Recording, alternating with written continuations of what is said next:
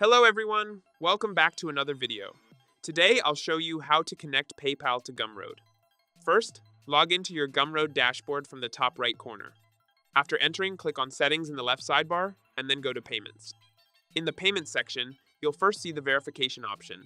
Make sure your Gumroad account is verified by entering your basic information. It's a quick and simple process.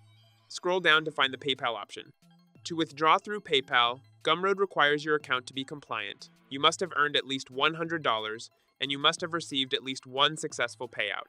This means before connecting PayPal, you need to get a payout through your bank account first. For that, you must earn at least $10 to meet the minimum payout requirement.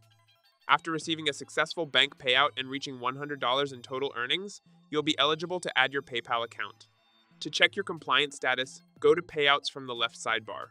The compliance option will appear only after you've made at least $10 in sales.